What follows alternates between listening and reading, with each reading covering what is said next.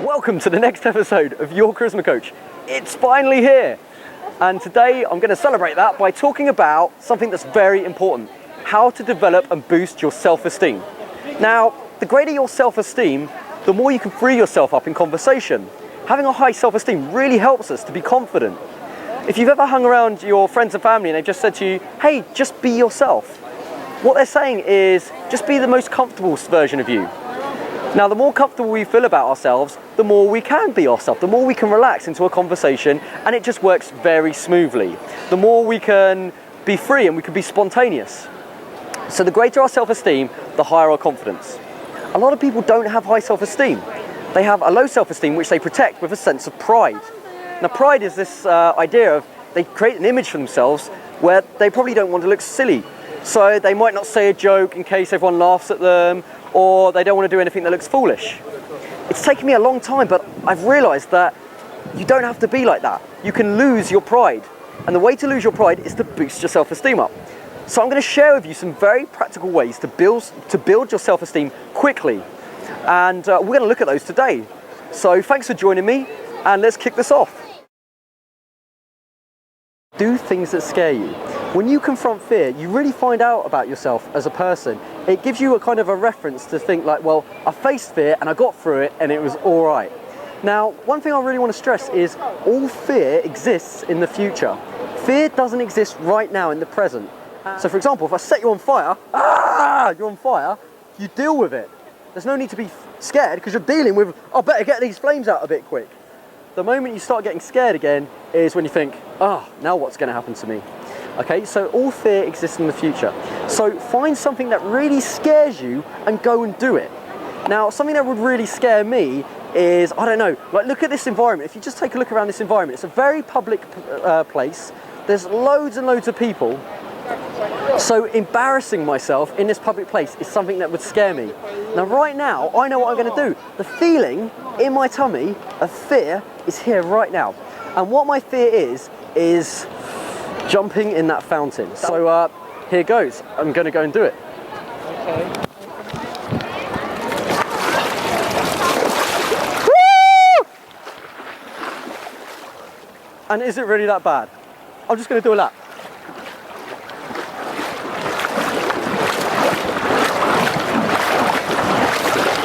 Boom! And is it really that bad? Like right now, look, no one really cares. People are just a bit intrigued. Okay? So do things that scare you. For me, it's jumping in a fountain, and it wasn't that bad. Find something that scares you and go and do it. Goals in your life and aim to hit them. Now, one of my goals has been for ages to bench press 100 kilograms. I've never really done it properly, and I know other people out there can bench press a lot more than I can right here, but do you know what? This goal has been eating at me for ages, and today I'm going to go and try and bench press 100k. This will be my personal best if I do this. So here is me trying to go for a goal right now. Here we go. Right, 100k.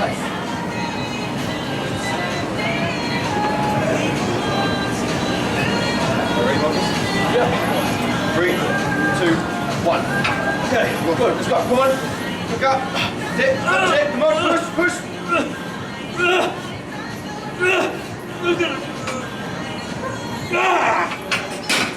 Yes! Done it! Another thing I like to do is play. It's to go out and do things that amuse me. I often sort of look for situations that make me smile, that I just do crazy things that just make me laugh. Now, that might be playing a practical joke on somebody, or it might be just doing something where I'm in on the joke and no one else is. As long as it makes me smile, that's the most important thing. So earlier on, I spotted somebody handing out flyers as they do. And I thought, okay, instead of just taking a flyer like everyone else, I'll just do something crazy because it'll make me laugh. Let's see what happened.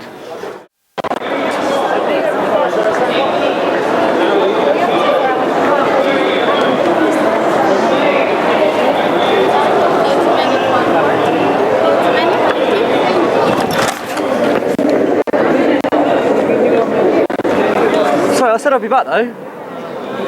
How's your day going? Yeah, a bit random. It's gone better. Has it? Yeah. How's your business going now? It's okay, I feel a bit down now though, just like a bit under the weather. And I got a sweet as well. Yeah. I should do this more often really, shouldn't I? Oh. So I thought I'd cheer you up. You messed up your shirt. Yeah, okay. So what that does is it makes me feel good about myself because it makes me just laugh. I actually made that person's day because we had a chat about it, and she said, "Wow, that hasn't happened before." Of course, it's crazy stuff to do. So if that's a lot for you to do, something really wacky, and I know a few of you like to do the wacky stuff, and some of you are like, "Well, I'm not too sure that's a big thing to do." Find something a bit smaller. Go to a joke shop or find a joke just to tell somebody on the next train trip you're on. Something that makes you laugh. Kids' jokes books are great for that. So find a joke and just say, "Listen, I know this is a bit strange to say this, but I just thought I'd tell you a joke." See what happens. Do it because it makes you smile, not the other person. That's the most important thing. Okay, another thing you can do is keep yourself fit. Now, when I was at school, I used to hate doing like PE or PT or whatever you call it. For some reason, running around an athletics field, I used to come up with every excuse not to do it. What I've since found though is doing anything that gets your vitality going, which makes you sweat in some way, will make you feel great about yourself. Now, it doesn't have to be running around a running track. It doesn't have to be going down the gym. As long as you're sweating when you're doing something, you're getting your endorphins flowing through your body and it's making you feel good.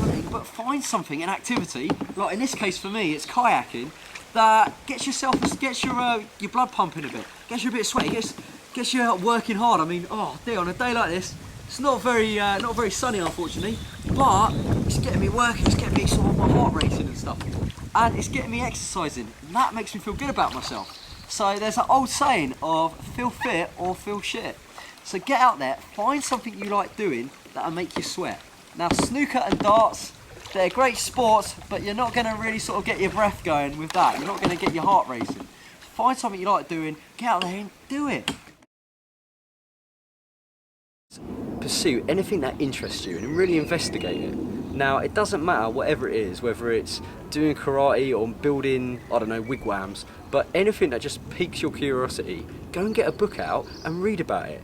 Now, the reason you want to do this is when you're sat on a tube or you're driving to work or something and you've got no one to talk to, we tend to sort of listen to what our minds are talking about. We sort of have a little conversation with ourselves sometimes. If you're a skit, you probably do it quite a lot. But the point I'm trying to get at is you don't want to be thinking of just like boring thoughts. You want to sort of let your mind absorb things you're interested in. So my mind sort of mulls over the stuff I'm reading about. Now, if you're really interested in making, I don't know, becoming a millionaire in a year or something, your thoughts will sort of fall on those subjects when you're not thinking about anything else. So it just keeps you feeling good about yourself. You're thinking about things that interest you. Now, I was really interested for some bizarre reason to build a pond, right? So I went and got this book out and like started reading it. And it was all lovely pictures and sort of things of like how to build ponds and stuff. There's no pictures in there, but oh look, there's some. And yeah, I went out and did it, and I went and built this pond. And I've got no idea like why I built it. I just thought, yeah, I'll just do that because it just seems a bit more fun. It just take my time. And so when I'm sort of dawdling along, I think, oh yeah, I'll put some plants in my pond today or something like that. So pursue anything and read about subjects that interest you. It doesn't matter what they are. If they're really bizarre, if they're like, I don't know, about space stations or flying monkeys or whatever, read about that subject because it interests you and your spare time will be thinking about that. Today we've looked at 5 ways to build your self-esteem. They're listed here. Hopefully I've given you some ideas that you can put into practice to make some positive changes to your life. I'd recommend that each week you pick a challenge that falls under one of those 5 headings and see it through. For example, if you decide to nurture your wisdom, aim to read a new book in the coming week. But don't worry about trying everything at once. I think that it's more effective to make a little change to your life by trying to include one of these steps each week, rather than trying to incorporate all these new behaviours in one go. All these steps add to your personal repertoire of habits, and once you build up a little experience in doing them here and there, you'll find that you'll end up doing more than one a week anyway. So, in the next 5 weeks, I want you to aim just to do one a week until you can cross off each single one in this list.